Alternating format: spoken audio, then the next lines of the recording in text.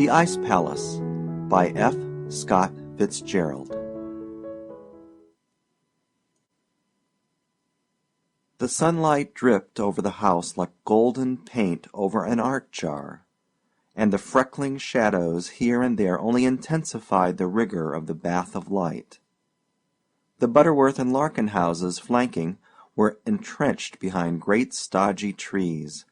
Only the Happer house took the full sun, and all day long faced the dusty road street with a tolerant, kindly patience. This was the city of Tarleton in southernmost Georgia. September afternoon. Up in her bedroom window, Sally Carrol Happer rested her 19-year-old chin on a 52-year-old sill, and watched Clark Darrow's ancient Ford turn the corner. The car was hot. Being partly metallic, it retained all the heat it absorbed or evolved, and Clark Darrow, sitting bolt upright at the wheel, wore a pained, strained expression as though he considered himself a spare part, and rather likely to break. He laboriously crossed two dusty ruts, the wheel squeaking indignantly at the encounter, and then with a terrifying expression he gave the steering gear a final wrench and deposited self and car approximately in front of the Happer steps. There was a heaving sound, a death rattle, followed by a short silence, and then the air was rent by a startling whistle. Sally Carrol gazed down sleepily. She started to yawn, but finding this quite impossible unless she raised her chin from the window-sill, changed her mind and continued silently to regard the car, whose owner sat brilliantly, if perfunctorily, at attention, as he waited for an answer to his signal. After a moment the whistle once more split the dusty air. "Good mawnin'." With difficulty Clark twisted his tall body round and bent a distorted glance on the window. "'Tain't mawnin', Sally Carrol." "Isn't it, sure enough?" "What you doin'?" "Eatin' an apple." "Come on, go swimmin'. Want to?" "Reckon so." "How about hurryin' up?" "Sure enough." Sally Carrol sighed voluminously and raised herself with profound inertia from the floor where she had been occupied in alternately destroying parts of a green apple and painting paper dolls for her younger sister. She approached a mirror, regarded her expression with a pleased and pleasant languor, dabbed 2 spots of rouge on her lips and a grain of powder on her nose, and covered her bobbed corn-colored hair with a rose-littered sunbonnet. Then she kicked over the painting water, said, "Oh, damn," but let it lay, and left the room. "How you, Clark?" she inquired a minute later, as she slipped nimbly over the side of the car. "Mighty fine, Sally Carrol." "Where we go swimmin'?" "Out to Wally's pool. Told Marilyn we'd call by and get her and Joe Ewing." Clark was dark and lean, and when on foot was rather inclined to stoop. His eyes were ominous and his expression somewhat petulant, except when startlingly illuminated by one of his frequent smiles. Clark had income, just enough to keep himself in ease and his car in gasoline, and he spent the 2 years since he graduated from Georgia Tech in dozing round the lazy streets of his hometown, discussing how he could best invest his capital for an immediate fortune. Hanging round he found not at all difficult. A crowd of little girls had grown up beautifully, the amazing Sally Carrol foremost among them, and they enjoyed being swum with and danced with and made love to in the flower-filled summery evenings. And they all liked Clark immensely. When feminine company palled, there were 6 other youths who were always just about to do something, and meanwhile were quite willing to join him in a few holes of golf, or a game of billiards, or the consumption of a quart of hard yellow liquor. Every once in a while one of these contemporaries made a farewell round of calls before going up to New York or Philadelphia or Pittsburgh to go into business, but mostly they just stayed round in this languid paradise of dreamy skies and firefly evenings and noisy niggery street fairs, and especially of gracious, soft-voiced girls who were brought up on memories instead of money. The Ford having been excited into a sort of restless, resentful life, Clark and Sally Carrol rolled and rattled down Valley Avenue into Jefferson Street, where the dust road became a pavement, along Opiate Millicent Place, where there were half a dozen prosperous, substantial mansions, and on into the downtown section. Driving was perilous here, for it was shopping time. The population idled casually across the streets, and a drove of low moaning oxen were being urged along in front of a placid streetcar. Even the shops seemed only yawning their doors and blinking their windows in the sunshine before retiring into a state of utter and finite coma. "Sally Carrol," said Clark suddenly, "it a fact that you're engaged?" She looked at him quickly. "Where'd you hear that?" "Sure enough, you engaged?" "That's a nice question." "Girl told me you were engaged to a Yankee you met up in Asheville last summer." Sally Carrol sighed. "Never saw such an old town for rumors." "Don't marry a Yankee, Sally Carrol. We need you round here." Sally Carrol was silent a moment. "Clark," she demanded suddenly, "who on earth shall I marry?" "I offer my services." "Honey, you couldn't support a wife," she answered carefully. "Anyway, I know you too well to fall in love with you." "That doesn't mean you ought to marry a Yankee," he persisted.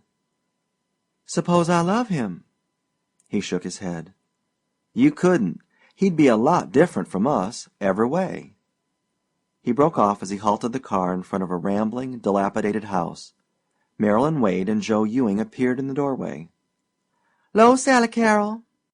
"Hi. How you all?" "Sally Carrol," demanded Marilyn as they started off again, "you engaged?" "Lordy, where'd all this start? Can't I look at a man 'thout everybody in town engaging me to him?" Clark stared straight in front of him at a bolt on the clattering windshield. "Sally Carrol," he said with a curious intensity, "don't you like us?" "What?" "Us down here." "Why, Clark, you know I do. I adore all you boys." "Then why you getting engaged to a Yankee?" "Clark, I don't know. I'm not sure what I'll do. But, well, I want to go places and see people. I want my mind to grow. I want to live where things happen on a big scale." "What you mean?" "Oh, Clark, I love you, and I love Joe here and Ben Arrett, and you all, but you'll "We'll all be failures?" Yes, I don't mean only money failures, but just sort of ineffectual and sad, and, oh, how can I tell you?" "You mean because we stay here in Tarleton?" "Yes, Clark, and because you like it and never want to change things or think or go ahead." He nodded, and she reached over and pressed his hand. "Clark," she said softly, "I wouldn't change you for the world. You're sweet the way you are. The things that'll make you fail I'll love always. The living in the past, the lazy days and nights you have, and all your carelessness and generosity." "But you're going away." "Yes, because I couldn't ever marry you. You've a place in my heart no one else ever could have. But tied down here I'd get restless. I'd feel I was wasting myself. There's two sides of me, you see. There's the sleepy old side you love, and there's a sort of energy, the feeling that makes me do wild things. That's the part of me that may be useful somewhere, that'll last when I'm not beautiful any more." She broke off with characteristic suddenness and sighed, "Oh, sweet cookie," as her mood changed. Half closing her eyes and tipping back her head till it rested on the seat back, she let the savory breeze fan her eyes and ripple the fluffy curls of her bobbed hair. They were in the country now, hurrying between tangled growths of bright green coppice and grass and tall trees that sent sprays of foliage to hang a cool welcome over the road. Here and there they passed a battered negro cabin, its oldest white-haired inhabitant smoking a corncob pipe beside the door, and half a dozen scantily clothed pickaninnies parading tattered dolls on the wild grown grass in front. Farther out were lazy cotton fields where even the workers seemed intangible shadows lent by the sun to the earth, not for toil, but to while away some age-old tradition in the golden September fields. And round the drowsy picturesqueness, over the trees and shacks and muddy rivers, flowed the heat, never hostile, only comforting, like a great, warm, nourishing bosom for the infant earth. "Sally Carrol, we're here." "Poor child, sound asleep." "Honey, you dead at last out of sheer laziness?" "Water, Sally Carrol, cool water waitin' for you." Her eyes opened sleepily. "Hi," she murmured, smiling. 2. In November, Harry Bellamy, tall, broad, and brisk, came down from his northern city to spend 4 days. His intention was to settle a matter that had been hanging fire since he and Sally Carrol had met in Asheville, North Carolina, in midsummer. The settlement took only a quiet afternoon and an evening in front of a glowing open fire, for Harry Bellamy had everything she wanted, and beside, she loved him. Loved him with that side of her she kept especially for loving. Sally Carrol had several rather clearly defined sides. On his last afternoon they walked, and she found their steps tending half unconsciously toward one of her favorite haunts, the cemetery. When it came in sight, gray white and golden green under the cheerful late sun, she paused, irresolute, by the iron gate. "Are you mournful by nature, Harry?" she asked with a faint smile. "Mournful? Not I." "Then let's go in here.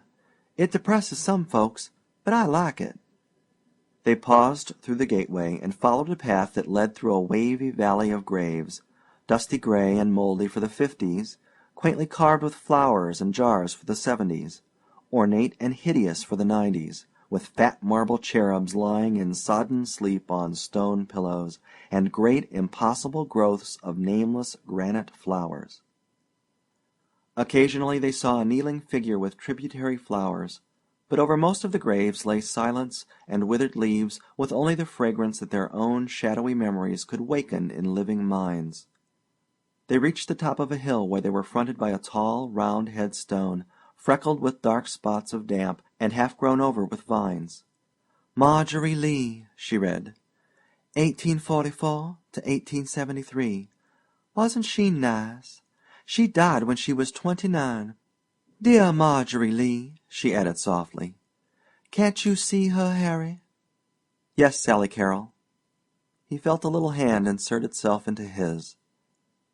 "She was dark, I think, and she always wore her hair with a ribbon in it, and gorgeous hoop skirts of Alice blue and old rose." "Yes."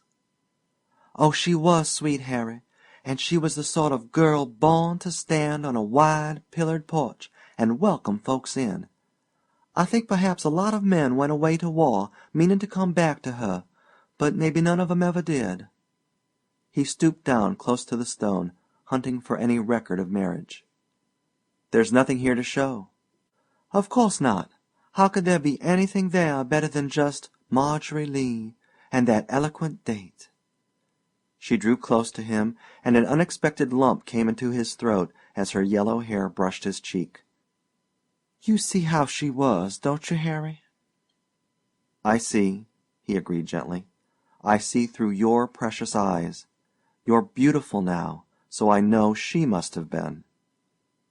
Silent and close they stood, and he could feel her shoulders trembling a little. An ambling breeze swept up the hill and stirred the brim of her floppity hat. "Let's go down there."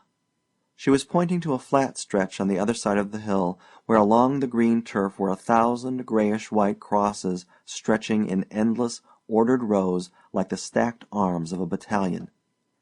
"Those are the Confederate dead," said Sally Carrol simply. They walked along and read the inscriptions, always only a name and a date, sometimes quite indecipherable. "The last row is the saddest. See, way over there? Every cross has just the date on it and the word 'Unknown.'" She looked at him and her eyes brimmed with tears. "I can't tell you how real it is to me, darling, if you don't know." "How you feel about it is beautiful to me." "No, no, it's not me, it's them. That old time that I've tried to have live in me? These were just men, unimportant evidently, or they wouldn't have been unknown. But they died for the most beautiful thing in the world, the dead South. You see," she continued, her voice still husky, her eyes glistening with tears, "people have these dreams they fasten on to things, and I've always grown up with that dream. It was so easy because it was all dead and there weren't any disillusions coming to me. I've tried in a way to live up to those past standards of noblesse oblige. There's just the last remnants of it, you know, like the roses of an old garden dying all round us, streaks of strange courtliness and chivalry in some of these boys, and stories I used to hear from a Confederate soldier who lived next door, and a few old darkies. Oh, Harry, there was something. There was something.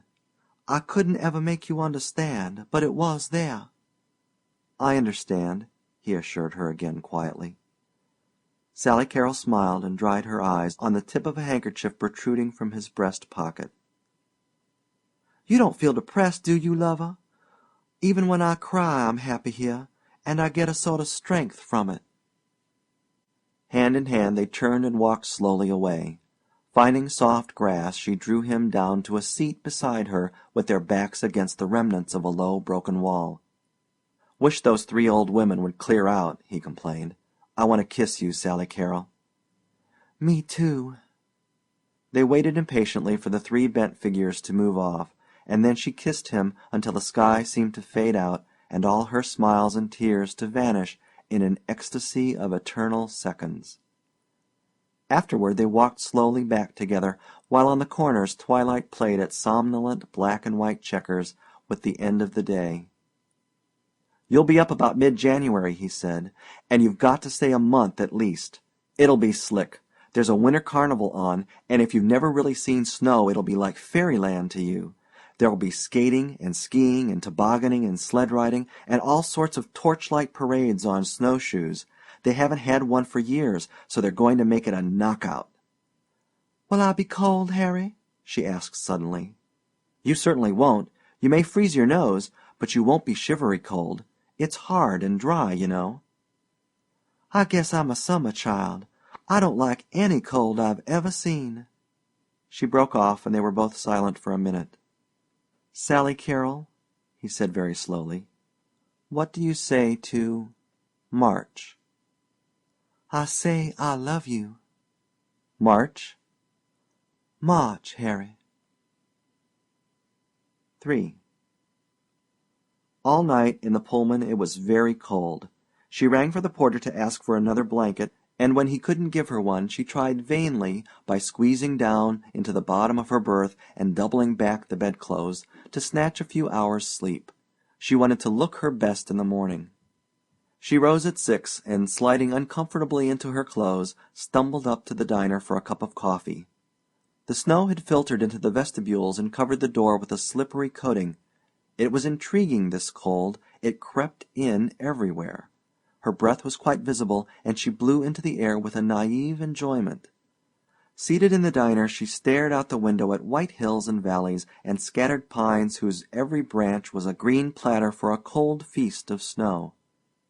Sometimes a solitary farmhouse would fly by, ugly and bleak and lone on the white waste, and with each one she had an instant of chill compassion for the souls shut in there waiting for spring. As she left the diner and swayed back into the Pullman, she experienced a surging rush of energy and wondered if she was feeling the bracing air of which Harry had spoken. This was the North. The North. Her land now.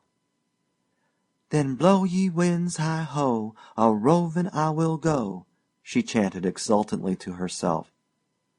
"What's that?" inquired the porter politely. "I said, brush me off." The long wires of the telegraph poles doubled. 2 tracks ran up beside the train. 3, 4, came a succession of white-roofed houses, a glimpse of a trolley car with frosted windows, streets, more streets, the city. She stood for a dazed moment in the frosty station before she saw 3 fur-bundled figures descending upon her. "There she is!" "Oh, Sally Carrol!" Sally Carrol dropped her bag. "Hi!" A faintly familiar icy-cold face kissed her, and then she was in a group of faces all apparently emitting great clouds of heavy smoke. She was shaking hands. There were Gordon, a short, eager man of 30 who looked like an amateur knocked-about model for Harry, and his wife Myra, a listless lady with flaxen hair under a fur automobile cap. Almost immediately Sally Carrol thought of her as vaguely Scandinavian. A cheerful chauffeur adopted her bag, and amid ricochets of half-phrases, exclamations, and perfunctory listless "my dears" from Myra, they swept each other from the station. Then they were in a sedan bound through a crooked succession of snowy streets, where dozens of little boys were hitching sleds behind grocery wagons and automobiles. "Oh," cried Sally Carrol, "I want to do that. Can we, Harry?" "That's for kids, but we might." "It looks like such a circus," she said regretfully. Home was a rambling frame house set on a white lap of snow, and there she met a big, gray-haired man of whom she approved, and a lady who was like an egg, and who kissed her. These were Harry's parents. There was a breathless, indescribable hour crammed full of half-sentences, hot water, bacon and eggs, and confusion, and after that she was alone with Harry in the library, asking him if she dared smoke.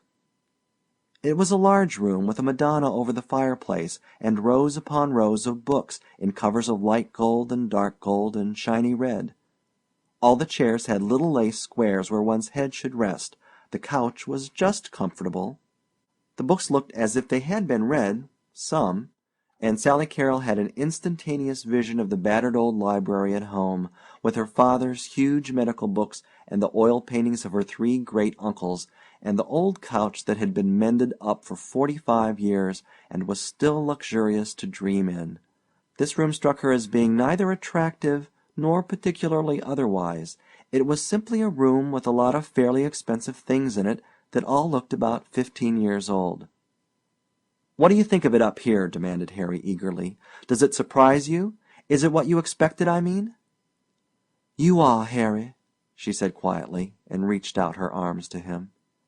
But after a brief kiss he seemed to extort enthusiasm from her. "The town, I mean. Do you like it? Can you feel the pep in the air?" "Oh, Harry," she laughed, "you'll have to give me time. You can't just fling questions at me." She puffed at her cigarette with a sigh of contentment. "One thing I want to ask you," he began rather apologetically. "You Southerners put quite an emphasis on family and all that. Not that it isn't quite all right, but you'll find it a little different here. I mean, you'll notice a lot of things that seem to you sort of vulgar display at first, Sally Carrol. But just remember that this is a 3-generation town. Everybody has a father, and about half of us have grandfathers. Back of that we don't go." "Of course," she muttered.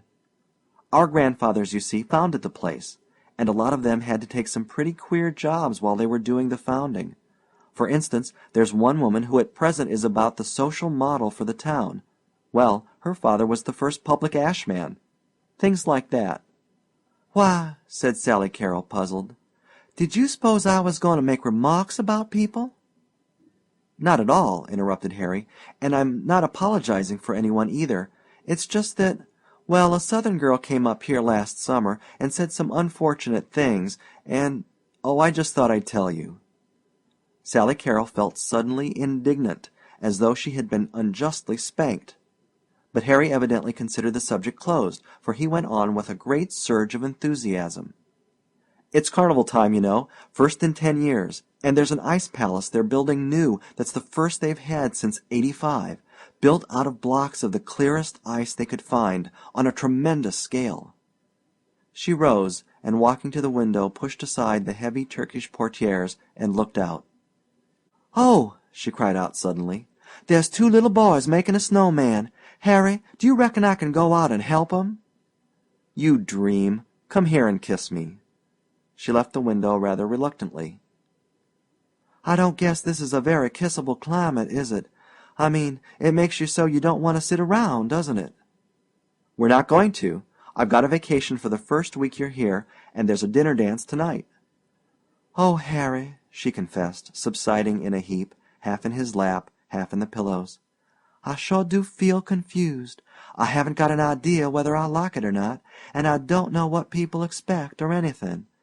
You'll have to tell me, honey." "I'll tell you," he said softly, "if you'll just tell me you're glad to be here." "Glad, just awful glad," she whispered, insinuating herself into his arms in her own peculiar way. "Where you are is home for me, Harry." And as she said this she had the feeling for almost the first time in her life that she was acting a part. That night, amid the gleaming candles of a dinner party, where the men seemed to do most of the talking while the girls sat in a haughty and expensive aloofness, even Harry's presence on her left failed to make her feel at home. "They're a good-looking crowd, don't you think?" he demanded. "Just look round. There's Spud Hubbard, tackle at Princeton last year, and Junie Morton. He and the red-haired fellow next to him were both Yale hockey captains. Junie was in my class. Why, the best athletes in the world come from these states round here. This is a man's country, I tell you. Look at John J. Fishburne." "Who's he?" asked Sally Carrol innocently. "Don't you know?" "I've heard the name." "Greatest wheat man in the Northwest, and one of the greatest financiers in the country." She turned suddenly to a voice on her right. "I guess they forgot to introduce us. My name's Roger Patton." "My name is Sally Carrol Happer," she said graciously. "Yes, I know. Harry told me you were coming." "You a relative?" "No, I'm a professor." "Oh!" she laughed. "At the university. You're from the South, aren't you?" "Yes, Tarleton, Georgia." She liked him immediately, a reddish-brown mustache under watery blue eyes that had something in them that these other eyes lacked, some quality of appreciation. They exchanged stray sentences through dinner, and she made up her mind to see him again. After coffee she was introduced to numerous good-looking young men who danced with conscious precision and seemed to take it for granted that she wanted to talk about nothing except Harry. "Heavens!" she thought. "They talk as if my being engaged made me older than they are, as if I'd tell their mothers on them." In the South, an engaged girl, even a young married woman, expected the same amount of half-affectionate badinage and flattery that would be accorded a debutante, but here all that seemed banned. One young man, after getting well started on the subject of Sally Carrol's eyes and how they had allured him ever since she entered the room, went into a violent convulsion when he found she was visiting the Bellamys, was Harry's fiancée. He seemed to feel as though he had made some risque and inexcusable blunder, became immediately formal, and left her at the first opportunity. She was rather glad when Roger Patton cut in on her and suggested that they sit out a while. "Well," he inquired, blinking cheerily, "how's Carmen from the South?" "Mighty fine. How's Dangerous Dan McGrew? Sorry, but he's the only Northerner I know much about." He seemed to enjoy that. "Of course," he confessed, "as a professor of literature I'm not supposed to have read Dangerous Dan McGrew." "Are you a native?" "No, I'm a Philadelphian. Imported from Harvard to teach French. But I've been here 10 years." 9 years, 364 days longer than me." "Like it here?" "Uh-huh, sure do." "Really?" "Well, why not? Don't I look as if I were having a good time?" "I saw you look out the window a minute ago and shiver." "Just my imagination," laughed Sally Carrol. "I'm used to having everything quiet outside, and sometimes I look out and see a flurry of snow, and it's just as if something dead was moving." He nodded appreciatively. "Ever been north before?" "Spent 2 Julys in Asheville, North Carolina." "Nice-looking crowd, aren't they?" suggested Patton, indicating the swirling floor. Sally Carrol started. This had been Harry's remark. "Sure are. They're canine." "What?" She flushed. "I'm sorry. That sounded worse than I meant it. You see, I always think of people as feline or canine, irrespective of sex." "Which are you?" "I'm feline. So are you. So are most Southern men and most of these girls here." "What's Harry?" "Harry's canine distinctly. All the men I've met tonight seem to be canine." "What does canine imply? A certain conscious masculinity as opposed to subtlety?" "Reckon so. I never analyzed it, only I just look at people and say canine or feline right off. It's right absurd, I guess." "Not at all. I'm interested. I used to have a theory about these people. I think they're freezing up." "What?" "I think they're growing like Swedes, Ibsenesque, you know, very gradually getting gloomy and melancholy. It's these long winters. Ever read Ibsen?" She shook her head. "Well, you find in his characters a certain brooding rigidity. They're righteous, narrow, and cheerless, without infinite possibilities for great sorrow or joy." "Without smiles or tears?" "Exactly. That's my theory. You see, there are thousands of Swedes up here. They come, I imagine, because the climate is very much like their own, and there's been a gradual mingling. There are probably not half a dozen here tonight, but we've had 4 Swedish governors. Am I boring you?" "I'm mighty interested." "Your future sister-in-law is half Swedish. Personally, I like her, but my theory is that Swedes react rather badly on us as a whole. Scandinavians, you know, have the largest suicide rate in the world." "Why do you live here if it's so depressing?" "Oh, it doesn't get me. I'm pretty well cloistered, and I suppose books mean more than people to me anyway." "But writers all speak about the South being tragic. You know, Spanish senoritas, black hair and daggers, and haunting music." He shook his head. "No, the northern races are the tragic races. They don't indulge in the cheering luxury of tears." Sally Carrol thought of her graveyard. She supposed that that was vaguely what she had meant when she said it didn't depress her. "The Italians are about the gayest people in the world. But it's a dull subject," he broke off. "Anyway, I want to tell you you're marrying a pretty fine man." Sally Carrol was moved by an impulse of confidence. "I know. I'm the sort of person who wants to be taken care of after a certain point, and I feel sure I will be." "Shall we dance? You know," he continued as they rose, "it's encouraging to find a girl who knows what she's marrying for. 9/10 of them think it's a sort of walking into a moving picture sunset." She laughed and liked him immensely. 2 hours later, on the way home, she nestled near Harry in the back seat. "Oh, Harry," she whispered, "it's so cold." "But it's warm in here, darling girl." "But outside it's cold, and oh, that howling wind!" She buried her face deep in his fur coat and trembled involuntarily as his cold lips kissed the tip of her ear. 4. The first week of her visit passed in a whirl. She had her promised toboggan ride at the back of an automobile through a chill January twilight. Swathed in fur, she put in a morning tobogganing on the country club hill, even tried skiing, to sail through the air for a glorious moment and then land in a tangled, laughing bundle on a soft snowdrift. She liked all the winter sports, except an afternoon spent snowshoeing over a glaring plain under pale yellow sunshine, but she soon realized that these things were for children, that she was being humored, and that the enjoyment round her was only a reflection of her own. At first the Bellamy family puzzled her. The men were reliable, and she liked them. To Mr. Bellamy especially, with his iron-gray hair and his energetic dignity, she took an immediate fancy, once she found that he was born in Kentucky. This made of him a link between the old life and the new. But toward the women she felt a definite hostility. Myra, her future sister-in-law, seemed the essence of spiritless conventionality. Her conversation was so utterly devoid of personality that Sally Carrol, who came from a country where a certain amount of charm and assurance could be taken for granted in the women, was inclined to despise her. "If those women aren't beautiful," she thought, "they're nothing. They just fade out when you look at them. They're glorified domestics. Men are the center of every mixed group." Lastly, there was Mrs. Bellamy, whom Sally Carrol detested.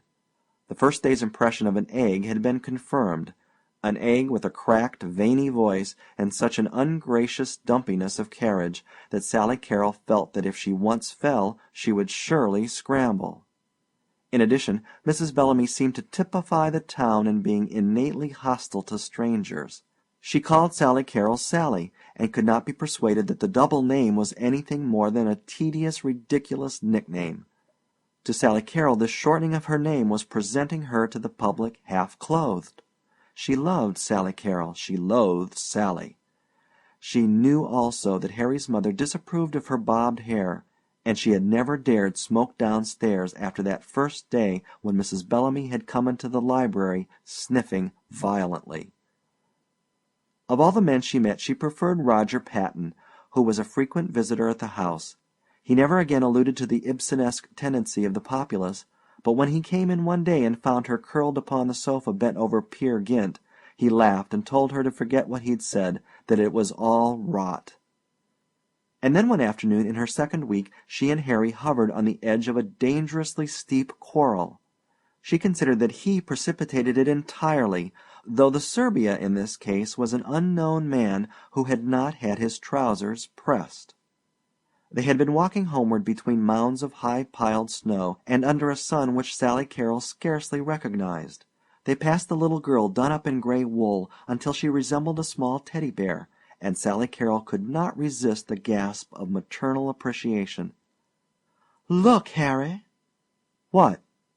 "That little girl. Did you see her face?" "Yes. Why?"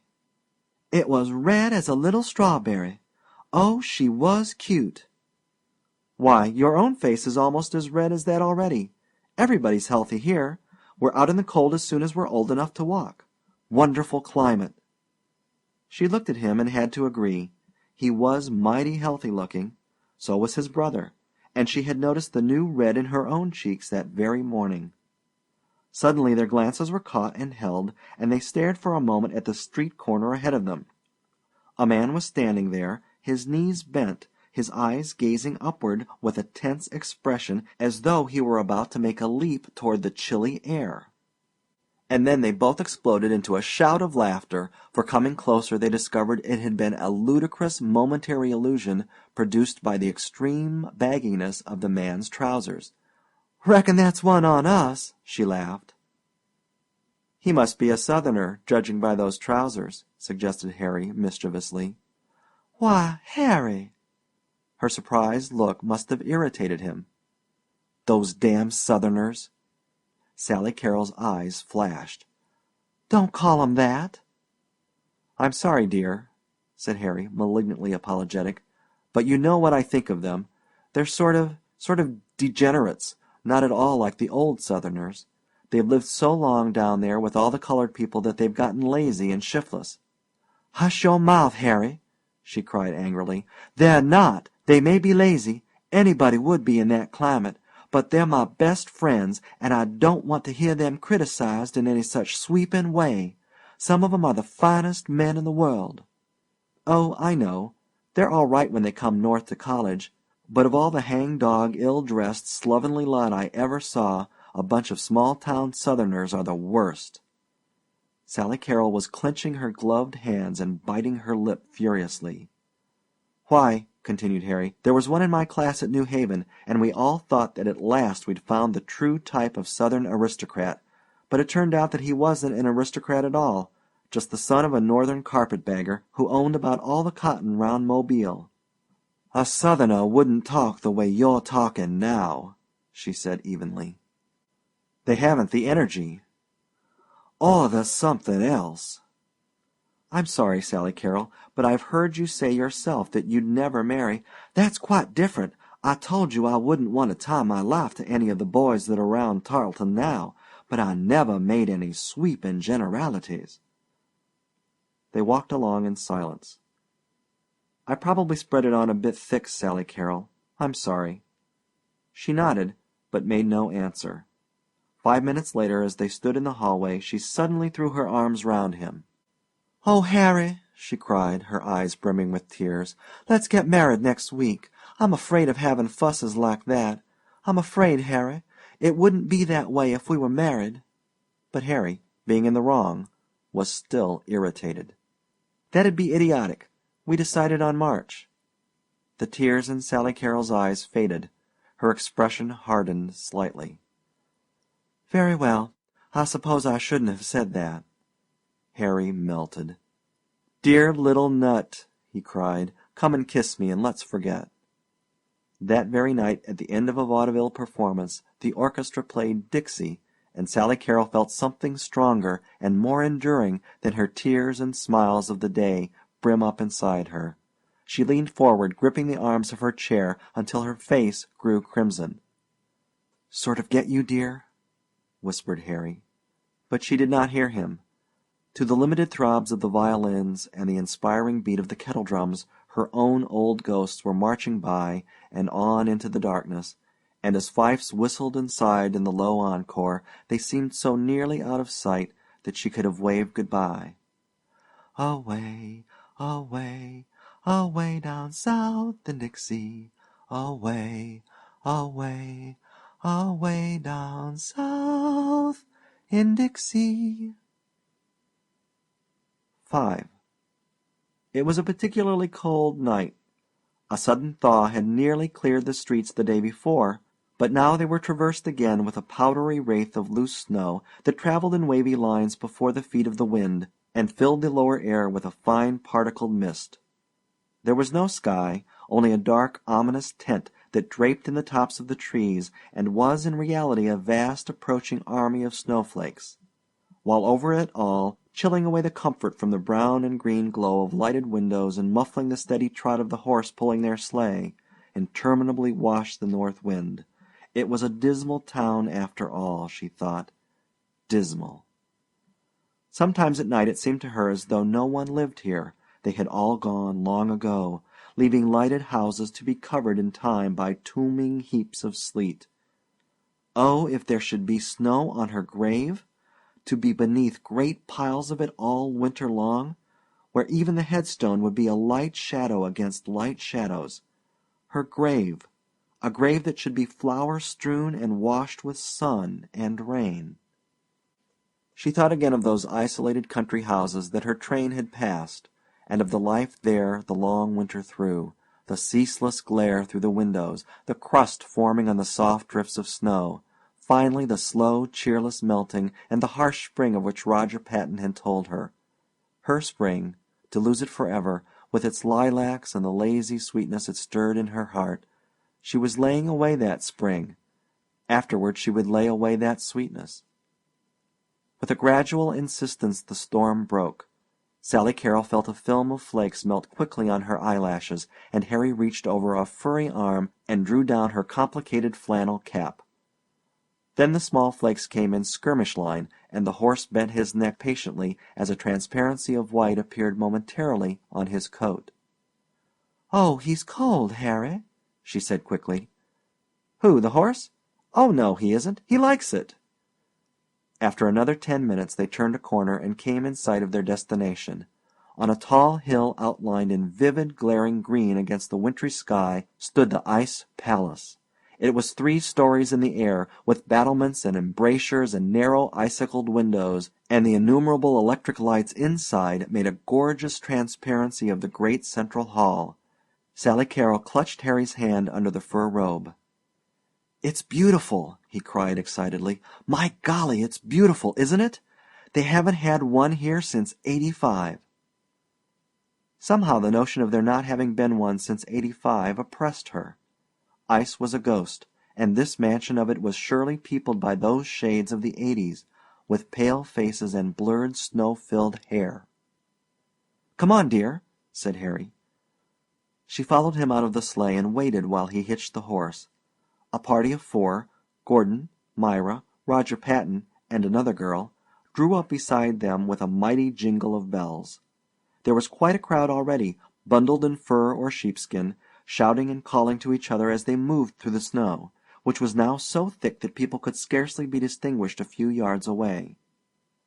"It's 170 feet tall," Harry was saying to a muffled figure beside him as they trudged toward the entrance. "Covers 6,000 square yards." She caught snatches of conversation. "One main hall. Walls 20 to 40 inches thick. And the ice cave has almost a mile of. This Canuck who built it." They found their way inside, and dazed by the magic of the great crystal walls, Sally Carrol found herself repeating over and over 2 lines from Kubla Khan. "It was a miracle of rare device, a sunny pleasure dome with caves of ice."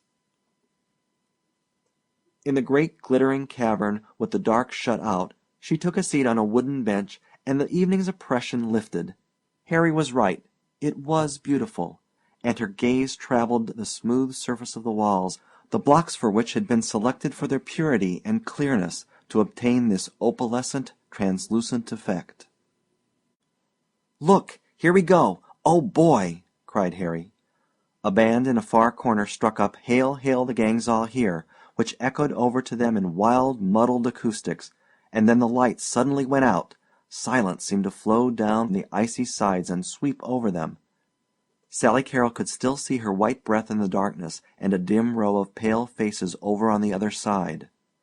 The music eased to a sighing complaint, and from outside drifted in the full-throated remnant chant of the marching clubs. It grew louder, like some paean of a Viking tribe traversing an ancient wild. It swelled. They were coming nearer. Then a row of torches appeared, and another, and keeping time with their moccasined feet, a long column of gray mackinawed figures swept in, snowshoes slung at their shoulders, torches soaring and flickering as their voice rose along the great walls. The gray column ended and another followed, the light streaming luridly this time over the red toboggan caps and flaming crimson mackinaws. And as they entered they took up the refrain. Then came a long platoon of blue and white, of green, of white, of brown and yellow. "Those white ones are the Wakota Club," whispered Harry eagerly. "Those are the men you've met round at dances."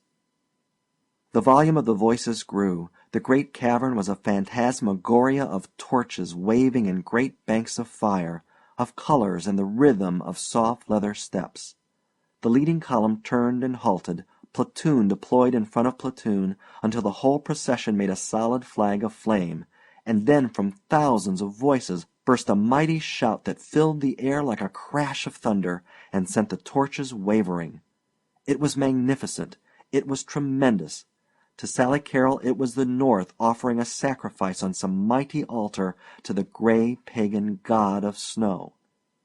As the shout died the band struck up again, and there came more singing, and then long reverberating cheers by each club. She sat very quiet, listening, while the staccato cries rent the stillness. And then she started, for there was a volley of explosion, and great clouds of smoke went up here and there through the cavern. The flashlight photographers at work, and the council was over. With the band at their head, the clubs formed in column once more, took up their chant, and began to march out. "Come on!" shouted Harry. "We want to see the labyrinths downstairs before they turn the lights off." They all rose and started toward the chute, Harry and Sally Carrol in the lead, her little mitten buried in his big fur gauntlet. At the bottom of the chute was a long empty room of ice, with the ceiling so low that they had to stoop, and their hands were parted. Before she realized what he intended, Harry had darted down one of the half-dozen glittering passages that opened into the room, and was only a vague receding blot against the green shimmer. "Harry!" she called. "Come on!" he cried back. She looked round the empty chamber. The rest of the party had evidently decided to go home, were already outside somewhere in the blundering snow. She hesitated, and then darted in after Harry. "Harry!" she shouted. She had reached a turning point 30 feet down. She heard a faint muffled answer far to the left, and with a touch of panic fled toward it. She passed another turning, 2 more yawning alleys. "Harry!" No answer. She started to run straight forward, and then turned like lightning and sped back the way she had come, enveloped in a sudden icy terror. She reached a turn. Was it here? Took the left, and came to what should have been the outlet into the long, low room. But it was only another glittering passage with darkness at the end. She called again, but the walls gave back a flat, lifeless echo with no reverberations. Retracing her steps, she turned another corner, this time following a wide passage. It was like the green lane between the parted waters of the Red Sea, like a damp vault connecting empty tombs. She slipped a little now as she walked, for ice had formed on the bottom of her overshoes. She had to run her gloves along the half-slippery, half-sticky walls to keep her balance. "Harry!" Still no answer. The sound she made bounced mockingly down to the end of the passage. Then on an instant the lights went out, and she was in complete darkness. She gave a small, frightened cry, and sank down into a cold little heap on the ice.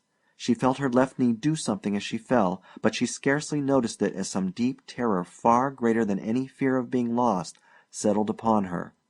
She was alone with this presence that came out of the north, the dreary loneliness that rose from ice-bound whalers in the Arctic seas, from smokeless, trackless wastes where there were strewn the whitened bones of adventure.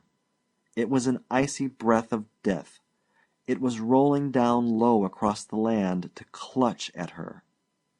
With a furious, despairing energy, she rose again and started blindly down the darkness. She must get out. She might be lost in here for days, freeze to death and lie embedded in the ice like corpses she had read of, kept perfectly preserved until the melting of a glacier. Harry probably thought she had left with the others. He had gone by now. No one would know until the next day. She reached pitifully for the wall. 40 inches thick, they had said. 40 inches thick. On both sides of her along the walls she felt things creeping, damp souls that haunted this palace, this town, this north. "Oh, send somebody! Send somebody!" she cried aloud. Clark Darrow, he would understand, or Joe Ewing. She couldn't be left here to wander forever, to be frozen, heart, body, and soul. This her, this Sally Carrol. Why, she was a happy thing. She was a happy little girl. She liked warmth and summer and Dixie. These things were foreign. Foreign. "You're not crying," something said aloud. "You'll never cry any more. Your tears would just freeze. All tears freeze up here." She sprawled full length on the ice. "Oh, God!" she faltered. A long single file of minutes went by, and with a great weariness she felt her eyes dozing. Then someone seemed to sit down near her and take her face in warm, soft hands. She looked up gratefully. "Why, it's Marjorie Lee," she crooned softly to herself. "I knew you'd come." It really was Marjorie Lee, and she was just as Sally Carrol had known she would be, with a young white brow and wide welcoming eyes and a hoop skirt of some soft material that was quite comforting to rest on. Marjorie Lee. It was getting darker now and darker. All those tombstones ought to be repainted sure enough, only that would spoil 'em, of course. Still, you ought to be able to see 'em. Then, after a succession of moments that went fast and then slow, but seemed to be ultimately resolving themselves into a multitude of blurred rays converging toward a pale yellow sun, she heard a great cracking noise break her new-found stillness. It was the sun. It was a light, a torch, and a torch beyond that, and another one, and voices. A face took flesh below the torch, heavy arms raised her, and she felt something on her cheek. It felt wet. Someone had seized her and was rubbing her face with snow. How ridiculous! With snow. "Sally Carrol? Sally Carrol!" It was Dangerous Dan McGrew, and two other faces she didn't know. "Child, child, we've been looking for you 2 hours. Harry's half crazy." Things came rushing back into place. The singing, the torches, the great shout of the marching clubs. She squirmed in Patton's arms and gave a long, low cry. "Oh, I want to get out of here. I'm going back home. Take me home." Her voice rose to a scream that sent a chill to Harry's heart as he came racing down the next passage.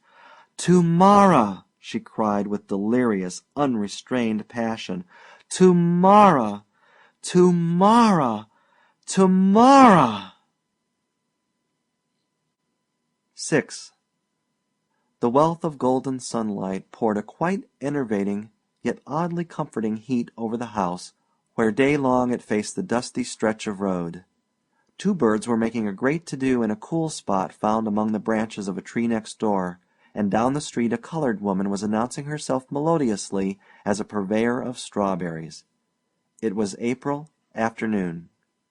Sally Carrol Happer, resting her chin on her arm and her arm on an old window-seat, gazed sleepily down over the spangled dust whence the heat waves were rising for the first time this spring.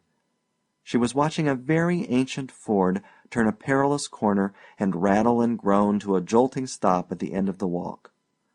She made no sound, and in a minute a strident, familiar whistle rent the air. Sally Carrol smiled and blinked. "Good morning." A head appeared tortuously from under the car top below. "'Tain't mornin', Sally Carrol." "Sure enough," she said in affected surprise. "I guess maybe not." "What you doin'?" "Eatin' a green peach. 'Spect to die any minute." Clark twisted himself a last impossible notch to get a view of her face. "Water's warm as a kettle of steam, Sally Carrol. Want to go swimming?" "Hate to move," sighed Sally Carrol lazily, "but I reckon so." End of The Ice Palace by F. Scott Fitzgerald.